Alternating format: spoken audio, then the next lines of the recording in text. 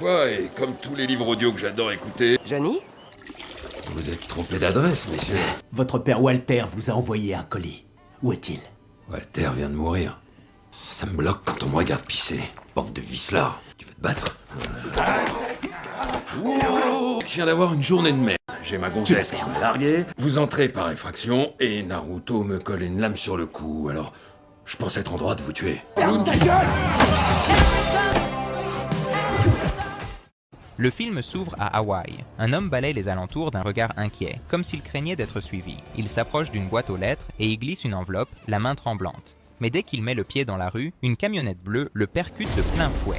La scène passe ensuite à un officier de marine nommé James qui entraîne ses cadets à retenir leur respiration sous l'eau. Mais les cadets abandonnent les uns après les autres et remontent à la surface. James est furieux de leur performance. C'est alors qu'il reçoit un appel de la police. On lui montre le corps du défunt. La police a conclu à un délit de fuite. James rentre chez lui et commence à préparer le dîner. Il dit à sa femme, comme en passant, que Walter a finalement réussi à se faire tuer, et c'est là que nous apprenons que Walter était le père de James. Sa femme lui demande s'il a au moins appelé son frère dans l'Oklahoma, mais James répond que ce dernier refuse de lui parler. La scène passe alors au frère de James, un flic nommé Johnny, dont la petite amie Valentina est en train de faire ses valises et de le quitter. Johnny lui demande ce qui se passe, de lui parler. Mais Valentina lui rétorque que maintenant, il veut parler. Elle en a complètement marre de lui. Johnny s'excuse. Valentina lui demande s'il sait au moins quel jour on est. Est-ce que tu sais quel jour on est? Mercredi? C'est mon anniversaire. Chouchou, Ne m'appelle excuse-moi. Chouchou, s'il te plaît. Mi amor, moi, te quiero mucho. Plus que mucho, ma chérie. Johnny. Il faut que tu me... Et je ne parle pas espagnol. Je suis brésilienne. C'est presque pareil. Chuchuzinho. Qu'est-ce qu'elle est bonne. Puis Johnny reçoit un appel de la femme de James, Leila. Elle lui annonce que son père est décédé et que les funérailles auront lieu demain. Mais Johnny répond qu'il n'a pas parlé à James depuis 10 ans. Il n'est pas allé à Hawaï depuis 20 ans, donc ça lui convient. Mais là, dans la salle de bain, deux hommes s'approchent derrière lui et lui mettent un mini katana sous la gorge. Ils lui disent que son père Walter lui a envoyé un colis. Où est-il? Ça me bloque quand on me regarde pisser. Bande de vicelards. Johnny explique qu'il n'a pas parlé à Walter depuis qu'il est enfant. Quoi qu'il cherche, Walter ne le lui aurait pas envoyé. L'un des hommes ouvre sa chemise pour révéler un tatouage de dragon sur sa poitrine, signe qu'ils sont des Yakuza. Tu veux te battre? Je viens d'avoir une journée de merde. J'ai ma gonzesse qui m'a largué. Vous entrez par effraction, et Naruto me colle une lame sur le cou, alors... Je pense être en droit de vous tuer. Ferme ta gueule! Johnny s'attaque seul aux deux hommes et les met KO. Un autre homme fait irruption dans la pièce, armé d'un pistolet.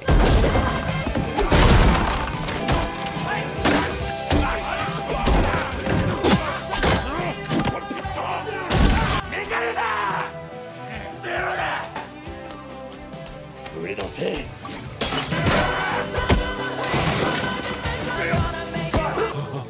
Il sirote tranquillement sa bière tout en battant ses types jusqu'à ce qu'ils perdent connaissance. Puis, l'un d'eux renverse l'autel dédié à sa mère. C'est là que Johnny craque. Il attrape la main de l'homme et la frotte contre une râpe à fromage. Il achève les deux autres avec la même brutalité. T'es trop con, Walter. À Hawaï, les funérailles de Walter sont en cours. Les membres du syndicat de Monsieur K et les Yakuza sont également présents. Walter était un détective privé qui avait des liens avec eux tous. La cousine de James, Nanny, demande si Johnny va venir. James répond que non, mais Johnny arrive à ce moment-là. Johnny? James. Dès qu'ils se voient, ils commencent à se lancer des piques et à se disputer. Le prêtre doit leur demander de se taire. Le gouverneur Peter, un ami proche de la famille, prononce quelques mots en la mémoire de Walter lors des funérailles. Walter Raleigh était loin d'être un homme ordinaire. Conformément à la tradition hawaïenne, Walter est inhumé. Ensuite, tout le monde se rassemble chez James. Cette maison appartenait autrefois à la mère de James. Selon Johnny, James ne l'a jamais aimé, même quand il était enfant. Mais James répond que Walter a quitté sa mère pour celle de Johnny, ce qui a brisé sa famille alors qu'il n'était qu'un enfant. Mais d'une manière ou d'une autre, la relation entre les deux frères est toujours exactement la même. Pendant le déjeuner, Johnny révèle qu'il n'est pas là pour Walter, il est là pour découvrir qui l'a tué. Je veux savoir qui l'a tué. Il raconte que des Yakuza sont venus chez lui la nuit dernière et ont essayé de le tuer.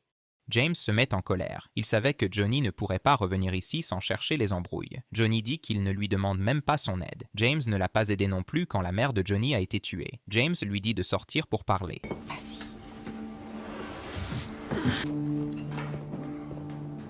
Sois tolérante, Nan. Il a eu une vie compliquée. James dit que Johnny n'a pas vu Walter depuis 20 ans. Et maintenant, tout à coup, il est là pour trouver son assassin. Tu vas juste foutre le bordel. T'es bon qu'à ça, c'est carrément un putain de super pouvoir. C'est mon boulot, je suis un flic. Johnny demande à James de lui faire confiance juste cette fois. Mais James répond que Johnny n'a même pas réussi à trouver l'assassin de sa propre mère. Alors maintenant, il a décidé que quelqu'un avait aussi tué son père. Johnny part en trombe vers un bar. Un homme l'aborde et lui dit qu'il ne pensait pas que même Johnny serait assez stupide pour revenir ici. Il lui dit que Monsieur K veut le voir. Johnny refuse catégoriquement, mais le barman a déjà glissé quelque chose dans son verre. Johnny s'évanouit et se réveille juste en face de Monsieur K. Ce dernier lui dit que le syndicat a la mémoire longue et que Johnny a fait du mal à beaucoup de ses hommes. Johnny réplique « Vous avez tué ma mère. » MK répond que peut-être, ou peut-être pas. Il dit à Johnny de quitter Hawaï immédiatement. Sa présence ici ne plaira pas à ses hommes. Il se montre très clair. « Retourne chez toi, là d'où tu viens », mais Johnny répond « Je suis d'ici ». Monsieur K réplique « Plus maintenant ». Monsieur K marque le coup de Johnny avec son symbole. Il lui donne 7 jours pour quitter l'île. Johnny se réveille sur une plage. Pendant ce temps, James rencontre un détective nommé Reinert. Il veut voir le rapport de police de son père, mais Reinert lui dit qu'il n'y trouvera rien. Dans le quartier où Walter est mort, personne ne parle aux flics. Il y avait une caméra de surveillance sur les lieux, mais elle ne fonctionnait pas. Reinert l'avertit qu'il a maintenant 2 fils redoutables qui enquêtent sur la mort de leur père, mais il peut presque garantir qu'ils finiront par titiller un ours qui ne veut pas être titillé. La bête, c'est moi. Il récupère les affaires de Walter au poste de police. Parmi elles se trouve un bout de papier sur lequel sont écrits 16 mots. Johnny se rend dans le bureau de Walter. Oh, une bière par pitié.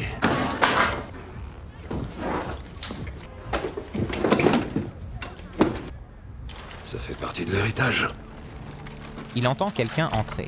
Un jeune homme fouille les lieux. Dès qu'il aperçoit Johnny, il prend la fuite. Johnny le poursuit et l'attrape. Il s'appelle Pika. Il s'avère qu'il travaillait pour Walter, où il s'occupait notamment de piratage informatique, d'écoute téléphonique et d'interception d'emails. Johnny lui demande quelle a été la dernière chose qu'il a faite pour Walter.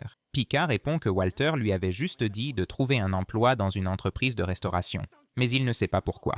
Johnny dit à Pika qu'à partir de maintenant, il travaillera pour lui.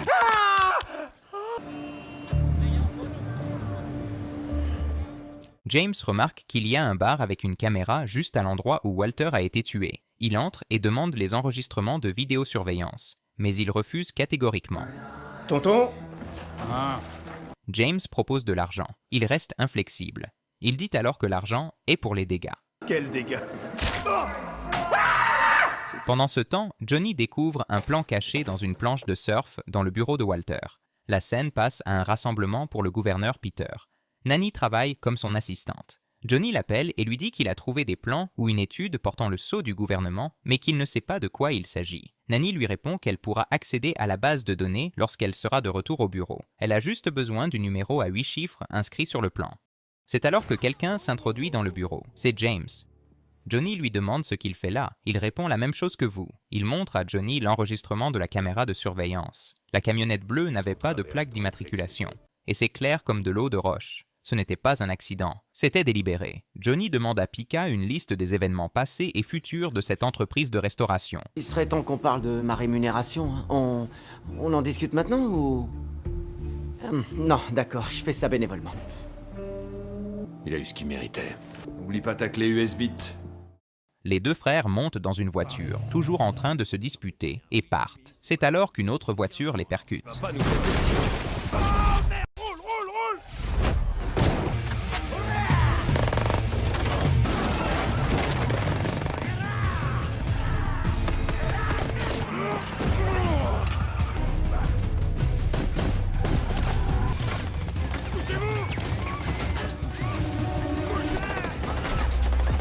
James grimpe sur le toit de sa voiture et saute sur le véhicule de l'agresseur. Johnny lui crie de sauter.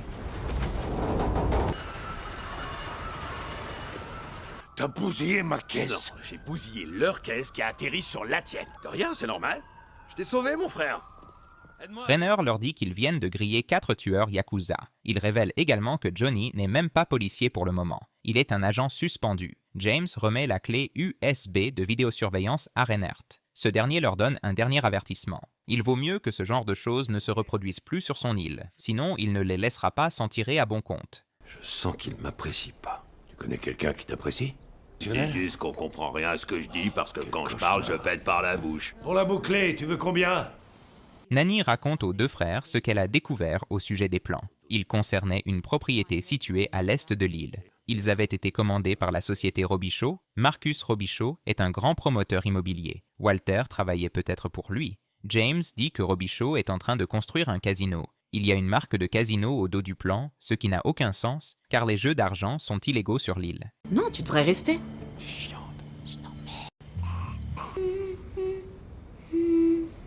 T'es très jolie. Salut, toi. Qu'est-ce que tu fous chez James? Rêve pas, c'est la mienne.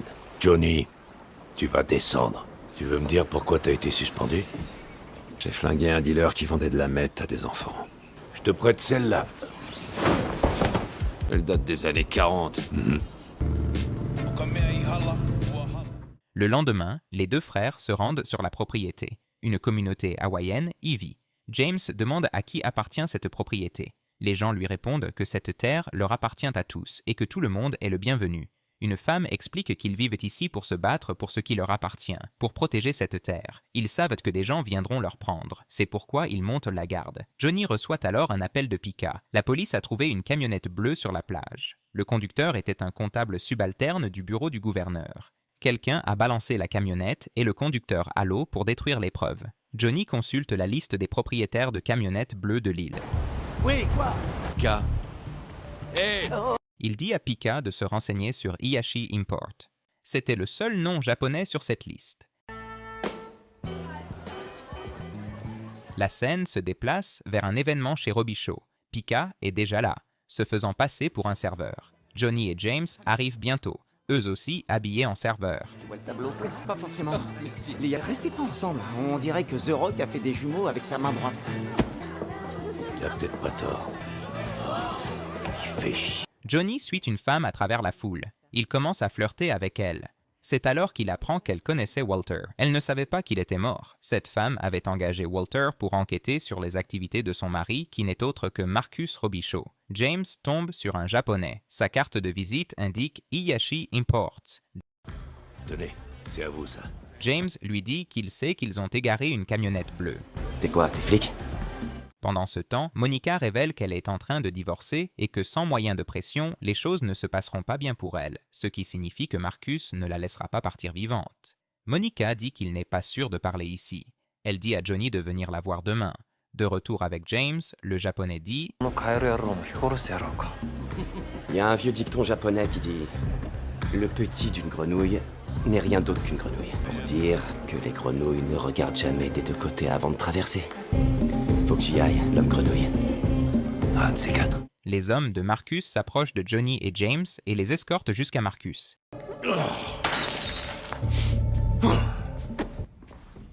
C'est une grande première. Ils lui disent qu'ils sont les fils de Walter. Marcus répond qu'il a payé Walter en totalité et lui a même donné un bonus. Johnny demande « Vous avez engagé Walter ?» Marcus explique qu'il soupçonnait sa femme de le tromper. Alors il a demandé à Walter de la suivre. Johnny commence à jouer avec une grenade posée sur la table. Une F1 française de la Première Guerre mondiale. Made in France! On s'en tape. James remarque un ensemble de doigts coupés sur la table. Bon, ben très bien. Merci de votre patience. Elle est comment, sa femme? Comme une ex-femme. Ah, chérie, qu'est-ce que t'as fait comme connerie? Le lendemain, Johnny se rend sur le lieu du rendez-vous, mais voit que la femme de Marcus est tombée de l'immeuble. Elle est morte. Johnny est furieux. Robichaud! Il se précipite chez Marcus et se bat avec ses gardes.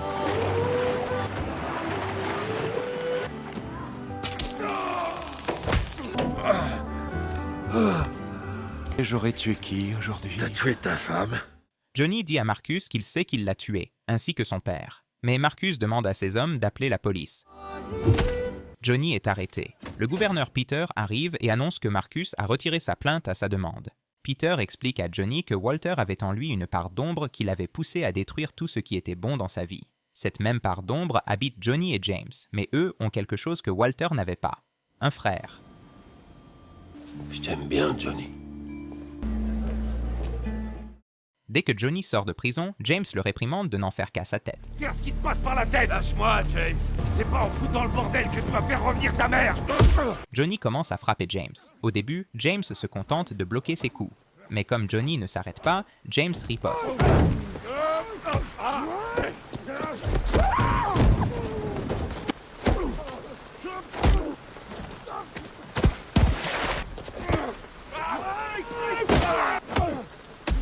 Les deux frères se battent comme des ennemis.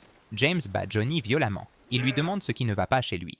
Johnny réplique « Quel genre d'homme abandonne son petit frère quand il a le plus besoin de lui ? Tu m'as envoyé loin. » Mais James répond que si Johnny allait en prison, le syndicat allait le tuer. Il a sauvé Johnny en l'envoyant loin. Il a essayé de le protéger. C'était la seule solution. Johnny dit qu'après la mort de leur mère, James était tout ce qui lui restait dans cette lutte. Tous leurs sentiments refoulés jaillissent. James s'excuse. Il dit qu'il est le grand frère de Johnny et qu'il l'a abandonné. S'il pouvait, il ferait tout différemment. Tabasse vachement fort pour un vieux con. Te mords pas. Ou je commence avec toi. Ton père et moi, on a tabassé des méchants. C'est le contraire plutôt, non? C'est alors que Johnny reçoit un appel de Valentina. Une Latina.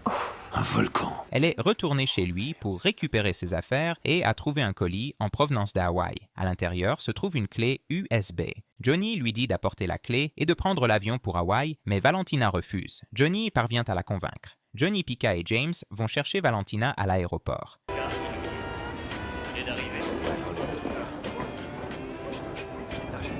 Tu vois, mais à coup pas, patron, je t'ai sous-estimé. Tina, allô, ça va?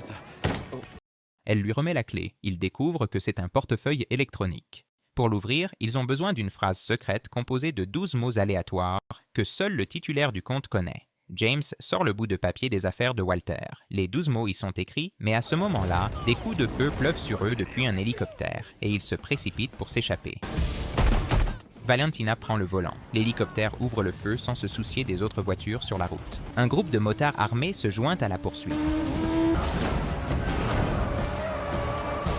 Valentina doit conduire en marche arrière. Lorsqu'elle freine brusquement, 2 motards percutent la voiture. L'un d'eux se retrouve à l'intérieur du véhicule. James le repousse. Johnny s'occupe de l'autre motard.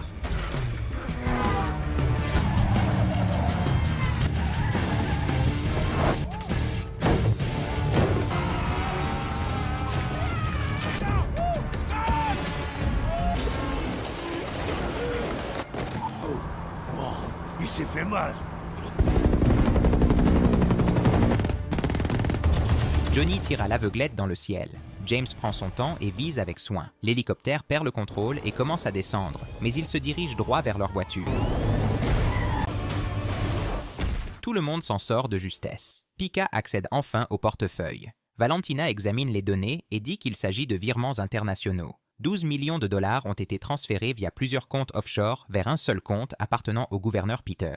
James et Johnny sont stupéfaits. Tout commence à prendre sens. Marcus a besoin des terres hawaïennes pour construire son complexe casino et il a besoin de quelqu'un qui puisse légaliser les jeux d'argent. Il achète donc le gouverneur pour 12 millions de dollars. Walter a dû tomber dessus en suivant Marcus. Pendant ce temps, Nanny montre à Peter les plans que Marcus avait élaborés. Peter promet qu'il ne laissera pas cela se produire. De retour à la maison, James appelle sa femme, mais son téléphone vibre dans la maison. Il cherche ses enfants et les trouve cachés dans la salle de bain, terrifié. Son fils lui dit qu'ils l'ont emmené. James serre ses enfants dans ses bras.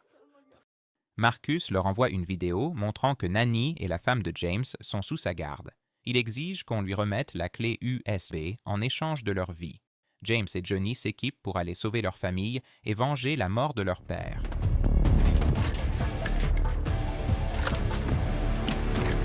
Ils prennent d'assaut la maison de Marcus, neutralisant les gardes un par un pour pénétrer à l'intérieur. Ils éliminent silencieusement les gardes sans alerter les autres.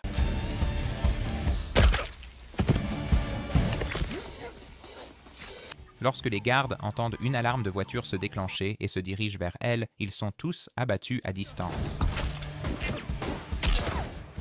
Johnny et James laissent une traînée de cadavres derrière eux dans la maison. Marcus remarque que ses gardes extérieurs ne répondent pas au talkie-walkie. Soudain, les lumières s'éteignent. Il envoie un garde pour aller vérifier, mais ce dernier trouve la piscine remplie de cadavres. Johnny arrive derrière lui et l'élimine. Johnny. Robichaud, j'arrive tout de suite. Marcus envoie Nakamura et ses membres de la Yakuza japonaise s'occuper de Johnny et James. James charge directement tous les membres de Yakuza à la fois. Il les élimine un par un,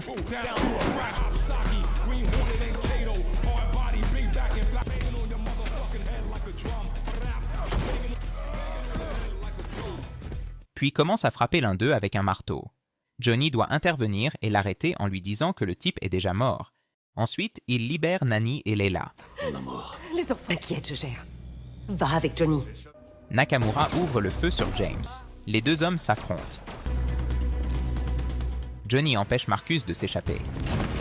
Il ricane en disant que le tuer est plus difficile que de tuer son père. Tu danses?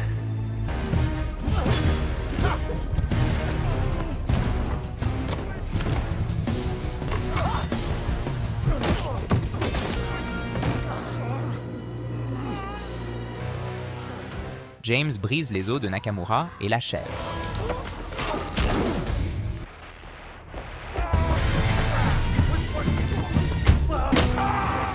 Mais Marcus prend le dessus sur Johnny. Il le nargue. « Tu pensais vraiment pouvoir m'arrêter? Tu n'es qu'un moustique. » Tu as essayé de me prendre ce qui m'appartient. Vous serez tous morts, frère. Et ce qui vous servait de père.